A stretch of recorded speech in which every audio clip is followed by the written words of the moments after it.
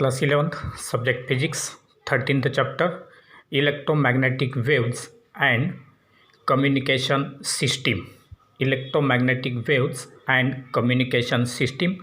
From the chapter, let us see first Introduction. We are connected by TV, cell phones as well as internet, which are using the electromagnetic waves. So, television, TV, cell phones, that is mobile phones, as well as internet uses the electromagnetic waves for carriers and transmission of the signals. So, for carriers and transmissions of the signals, these electromagnetic waves will be used. Then there are some of the sources of electromagnetic waves such as light bulbs, that is filament bulbs, then heated engine blocks of automobiles, X-ray machines, lightning flashes, as well as radioactive materials, etc. are the source of electromagnetic waves. And now let us see the electromagnetic waves. In short, it is called as EM waves. So for that, let us see some of the laws. The first law is Gauss law, which gives the relation between the electric charges and the electric field. Relation between electric charges and electric field is given by Gauss law, that is, it describes the relationship between the static electric charges and the electric field produced by them. It is related with both electrostatics as well as magnetism. Second law is Faraday's law, which gives the relation between the electromotive force and magnetic flux. Relation between electromotive force and magnetic flux is given by Faraday's law. That is, it gives the relation between the electromotive force, that is EMF, induced in a circuit when the magnetic flux are linked with that circuit changes. So whenever there is change in magnetic flux linked with a circuit, the electromotive force, that is EMF, will be produced there. Then third law is Ampere's law, which gives the relation between induced magnetic field and current. Relation between induced magnetic field and current is given by Ampere's law. That is, it gives the relation between the induced magnetic field associated with any loop and the current flowing through that loop. And now let us see the sources of EM waves. So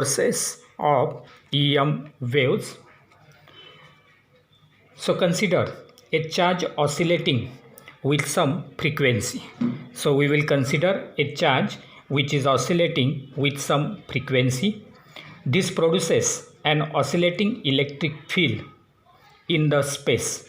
That moving charge, oscillating charge, will now produce the oscillating electric field in the space, which produces an oscillating magnetic field. So electric field will produce the oscillating magnetic field, which in turn is the source of oscillating electric field.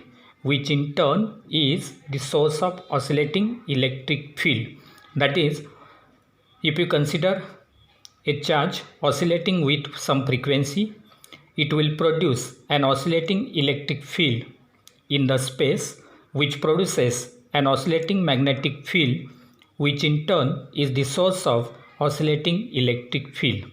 Thus, the varying electric and magnetic fields regenerate each other. That is, electric field will produce magnetic field and magnetic field will produce electric field, and therefore both electric and magnetic fields regenerate each other. Similarly, waves that are caused by the acceleration of charged particles consisting of electric and magnetic field vibrating sinusoidally at right angles to each other and to the direction of propagation of the waves are called as EM waves. So electromagnetic waves or EM waves will be defined as the waves that are caused by the acceleration of charged particles consisting of electric and magnetic field vibrating simultaneously at right angles to each other and to the direction of propagation of these waves are called as EM waves or electromagnetic waves. That means in case of electromagnetic waves, both electric and magnetic field will vibrate simultaneously at right angles to each other, as well as it will be perpendicular to the direction of propagation of the waves. So when electromagnetic waves travel along z-axis as shown in figure, when the electromagnetic waves will travel along z-axis. So here it is z-axis, here it is x-axis, it will be y-axis. Now the electromagnetic waves, that is EM wave, is traveling along z direction. At that time its electric field vector will be along x direction and its magnetic field vector will be in y direction. That is, electric field vector is along x-axis, magnetic field vector is along y-axis, and therefore from this we can say that if electric field is along x-axis, the magnetic field is along y-axis, that means both electric and magnetic field vectors are perpendicular to each other, as well as it will be perpendicular to z-axis, that is direction of propagation of the wave. And therefore in this diagram E0 will represent the maximum value, that is peak value of electric field, and B0 will represent the maximum value of the magnetic field or peak value of the magnetic field. So in this case electric field is along x-axis, that is in the suppose vertical direction. At that time the magnetic field will be along y-axis, that is in the horizontal direction, and therefore both E and B are perpendicular to each other. So in this case electric field is along vertical direction, z-axis is along horizontal direction. At that time the magnetic field will be along this y direction. So in this case both electric field and magnetic field are perpendicular to each other, as well as both will be perpendicular to the direction of propagation, that is z-axis. So in this way simultaneously electric and magnetic fields will propagate through the medium, and therefore this diagram will represent the block diagram for the electromagnetic waves or EM waves. And now let us see some of the characteristics of the EM waves. Now what are the characteristics possessed by the electromagnetic waves that we will have to state. So the electric field E and magnetic field B, first characteristic, that is electric field E and magnetic field B are perpendicular to each other, as well as perpendicular to the direction of propagation of the EM waves. So in this case both electric field and magnetic field are perpendicular to each other, and they will be perpendicular to the direction of propagation of the electromagnetic waves. Then second, the cross product of electric field E and magnetic field B, that is vector E cross vector B, gives the direction of electromagnetic waves, that is direction of propagation of the electromagnetic waves will be given by the cross product of electric field vector E and magnetic field vector B. Third characteristic, electric field and magnetic field E and B vary sinusoidally. So in the form of sine wave, they will travel and will lie in a plane. So if electric field is along x-axis, magnetic field will be along y-axis, that is in the xy plane, these electric and magnetic fields will lie. Then fourth, electromagnetic waves are produced by accelerated electric charges. Accelerated electric charges produce the electromagnetic waves. Then fifth characteristic, these waves can travel through solids, liquids, gases as well as free space, that is vacuum. So through solids, liquids, gases as well as free space, that is vacuum, these waves can travel.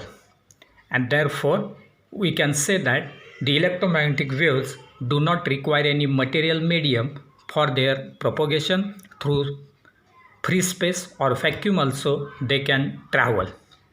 Then sixth characteristic, in free space, that is in vacuum, the speed of electromagnetic waves is given as speed of electromagnetic waves is c equal to 1 upon square root of mu 0 epsilon 0, where mu 0 is permeability of the free space or vacuum and this epsilon 0 is permittivity of the free space or vacuum.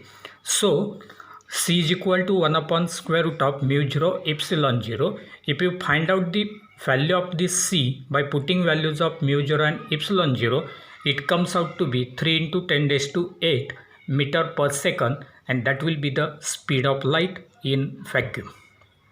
Then seventh characteristic, in a given medium, so instead of free space or vacuum, if any medium is present there, then speed of EM waves is v equal to 1 upon square root of mu epsilon, 1 upon square root of mu epsilon, where mu is the permeability of that medium and epsilon is the permittivity of that medium. Then eighth characteristic, these waves obey principle of superposition. So principle of superposition is obeyed by these waves. Then ninth characteristic, the ratio of amplitudes of electric field and magnetic fields. So electric and magnetic fields, if you consider the amplitudes of electric and magnetic fields, then the ratio is constant at any point. It will be constant, that is the ratio of amplitudes of electric and magnetic fields is always constant at a given point. 10th characteristic, the energy of EM waves is distributed equally. The energy of EM waves is distributed equally between the electric and magnetic fields. So that energy is distributed equally between the electric and magnetic fields in case of these EM waves. So these are some of the characteristics of electromagnetic waves.